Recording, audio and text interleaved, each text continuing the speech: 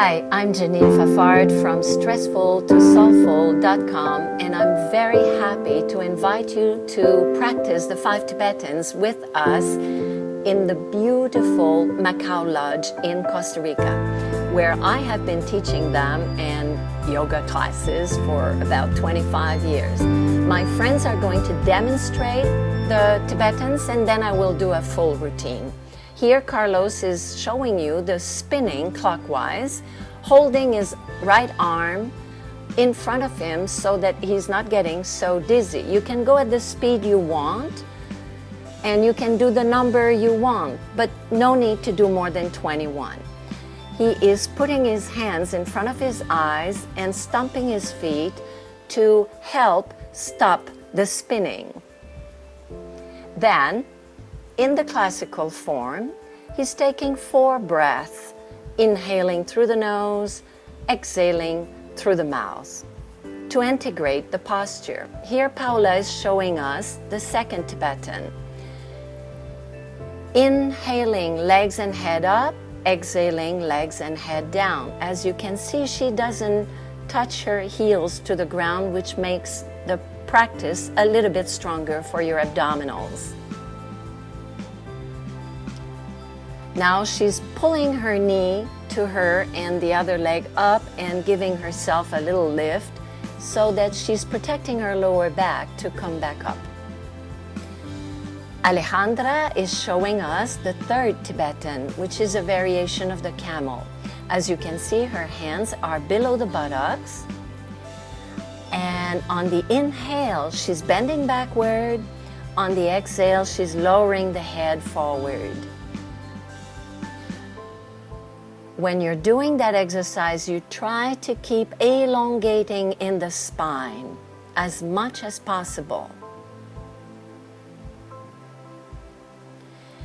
Carlos comes back to show us the fourth Tibetan. This one, as you can see, the hands are close to the hips. The feet do not move from where they are. Exhaling down and inhaling up. Exhaling down, the head falls down also. And now Carlos is going to show a little variation in case you are not very strong with your arms. You bend your knees, you put your hands a little bit further back, and you're lifting up and you're going down, which is a little easier on your arms.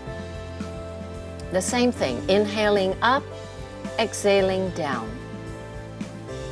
Inhaling up, exhaling down.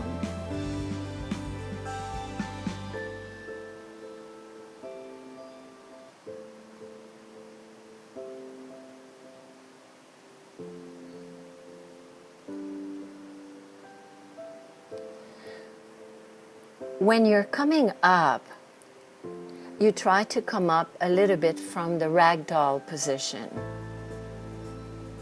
Now, Anebi is going to demonstrate the 5th Tibetan, which is a little more difficult than most of the others. And she's going to do it really slow motion so I can explain carefully what you're supposed to do, because many people do this movement much too fast and they hurt their lower back. Here, there is a variation that you will probably not see very often.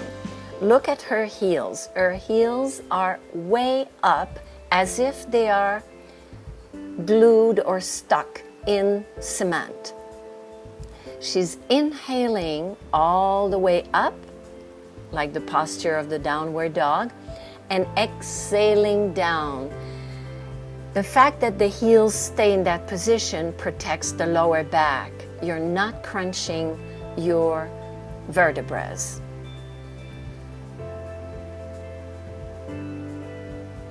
The head follows beautifully the line of the spine.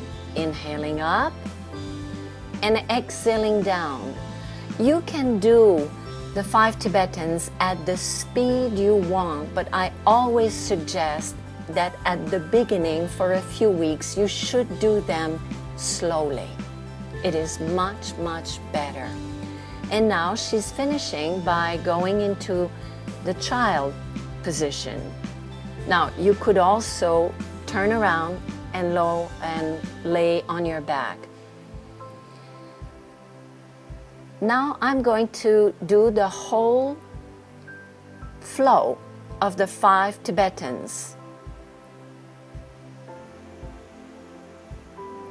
I'm going to do only 10 repetitions so that if you want to try with me, it is not too much for a first time.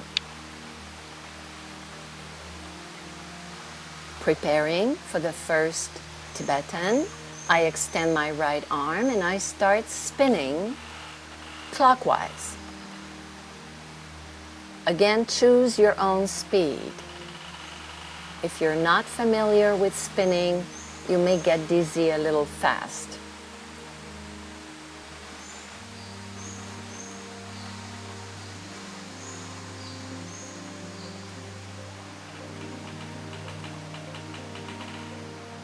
As you can see, I'm stomping my feet a little bit and then putting my hands in front of my eyes to stop the spinning. And then doing the 4 breaths.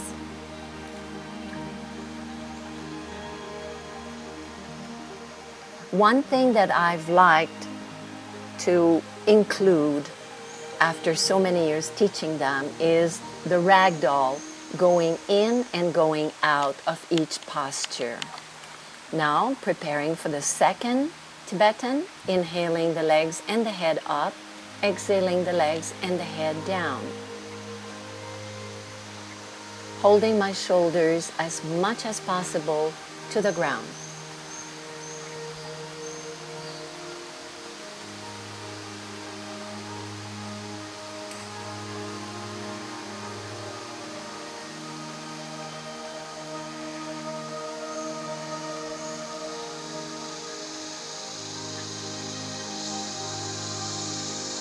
Again, to lift up and protect my lower back, I'm using this little variation and lifting up in a ragdoll fashion, doing the 4 breaths, inhaling through the nose, exhaling through the mouth.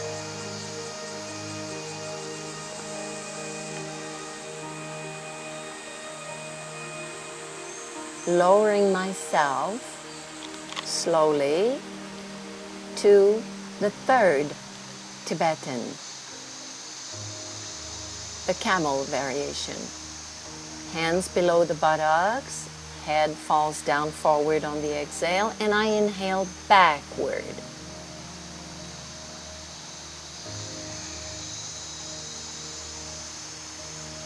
Use the arms as a lever to support yourself and keep the spine long, even in the back bend. These movements are really waking up all your energy centers. They keep you really strong and energized all through the day if you're doing them in the morning. Not very good to do at night because you may not sleep. Here, again, I came out into the ragdoll and doing the 4 breaths. And slowly going down for the 4th Tibetan. Hands by the hips, feet flex, which keeps much more energizing the legs. Inhaling up, exhaling down.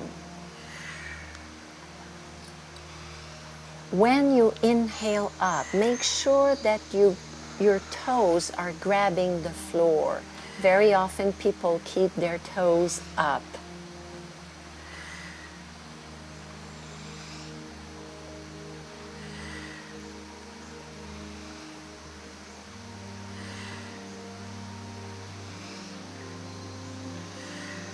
And again, you can make the number of repetition that is easier for you.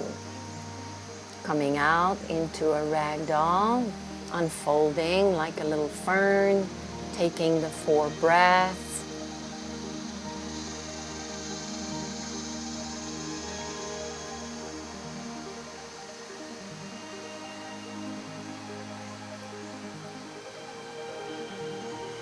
And slowly getting ready for the 5th Tibetan.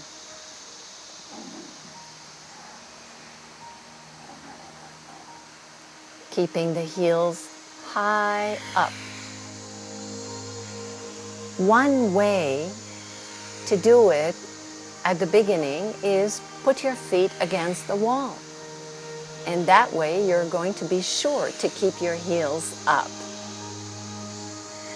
I'm doing it, of course, a little faster than Anabi, but you don't have to do it fast.